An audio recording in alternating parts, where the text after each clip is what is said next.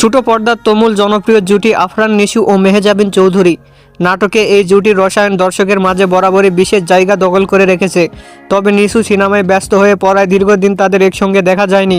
এবার সেই অপেক্ষার অবসান ঘটতে যাচ্ছে। তাদের বড় পর্দায় জুটি বাঁধার খবর শোনা যাচ্ছে।